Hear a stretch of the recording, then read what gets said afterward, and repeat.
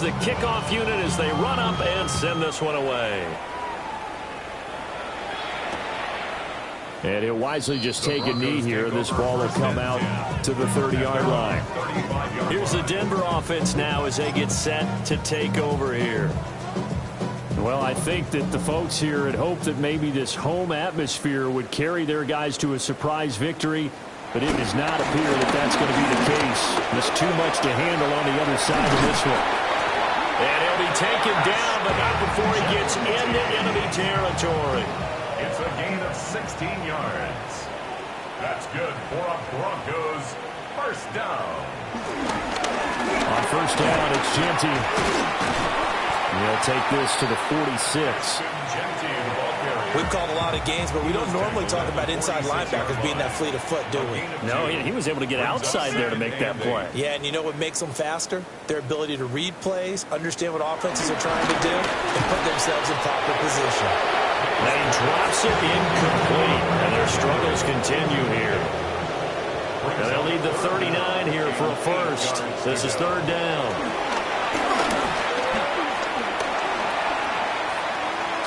Oh, this will be incomplete. The rush gets home just as he was letting that go. That could have been worse. Instead, it's fourth down. The Broncos send out their punter now, as they're forced to kick for the sixth time today. And this one will not be returnable as it sails out of bounds. The visitors' offense and their quarterback ready to go once more.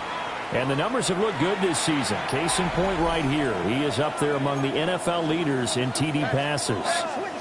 The offense back out there at the line, ready for their next drive. Well, they don't really need the points here, Charles, given what we're looking at on the scoreboard. But they've scored on 3 consecutive possessions, 3 consecutive drives, and I'm sure that they would like to keep that streak going here and continuing to pour it on. And things have gotten that way in the NFL, haven't they, partner? Because in the old days, people would, they'd get off the gas a little bit, right? But now, people continue to accelerate. But we'll see what they decide to do as they come out for this one. But the way this game has gone, they've got to be awfully happy with their execution overall. So from just across the midfield stripe, here's 2nd and 9. They'll stay on the ground with Irvin. And he'll go down, but not before getting this inside the 30. That burst good for 20 and a first down. No doubt those are the types of carries they're looking for here, Charles. The lead in the fourth quarter. This is when coaches that have a reliable running game, they breathe a little easier on the sideline. Yeah, they love the idea that they can take the air out of the football at this point of the game. That means they're really counting on that offensive line, counting on the runners, taking care of the football. Because you're going to tell your quarterback, hey, no time to be a hero. We're not going to throw it here. Just eat up that clock. And if you have the ball, they can't score.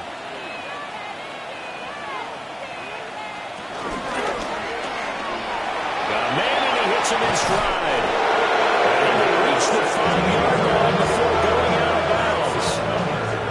It looks like a jumbo set with 3 tight ends here for first and goal. At the 5-yard line. Running the toss to Irvin. And they are going to score again. Yet another touchdown as they just add to their totals. So the toss play effective, even down here near the goal line. Yeah, and you're hoping the defense commits too many men to stop the run in the middle of the field and that your blockers can gain a little bit of an advantage. And when they do, foot race to the pylon. And this time, he had the speed to win that race.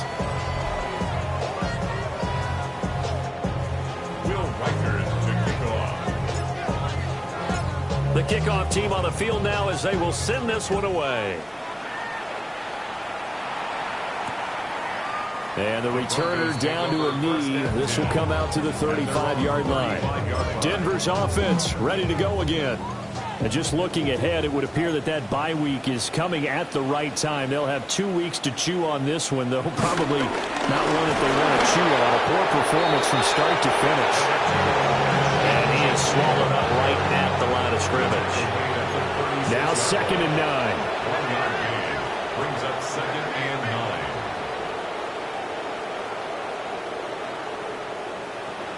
We're going to throw.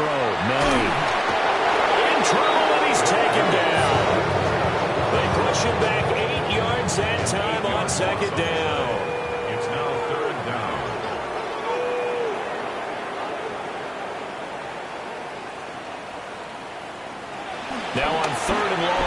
to throw.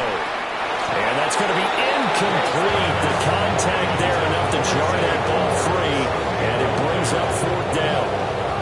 The Broncos send out their punter now. As the drive goes backwards, so he's on to punt it away.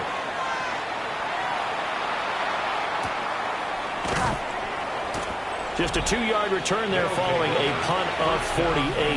And control of the football switching hands here with very little time remaining in this contest.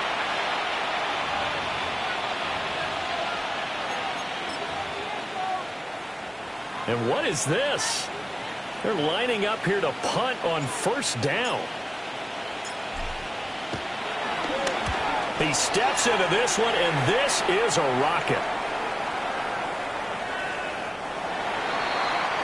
The Broncos take over first and 10 at their own. The Broncos onto the field, ready to start their next drive. Facing a big fourth-quarter deficit here, things not looking good. You know, this offense, though, they've been in the top half of the NFL so far this season, but in this one, their defense has really struggled. And that is incomplete. Now the coverage a little too good there, and it's second down. Brings up second and 10 at the 20-yard line. They'll throw with May. And this is incomplete with a clock showing just 3 seconds left. This has been a rough one, to put it mildly, for him. But after this one's done, you just feel like in the post-game press conference, this team's going to have a lot of questions and definitely not a lot of answers. Short pass caught by Henry. And he'll be stopped short of the first down as they rally to tackle him at about the 28. Well, this was a blowout supported by both sides of the ball today, Charles. It would be easy to look at the offense and say, man, they were clicking, and they were, but don't forget about the effort by this defense as well. Yeah, they weren't going to let up just because the lead was safe. They wanted to play as big a part in this game as their offense did in making this blowout. They needed to be noticed as well, and they played accordingly. So for Tokyo, they continue to put themselves in position for a first-round bye as they move to 8-2. And they will head back home next week. Meanwhile, for the Broncos, their woes continue as the record falls now to 1-10. And they will finally get an extra week to heal up a bit as they will get the late bye in Week 12. So for our entire crew, alongside Charles Davis,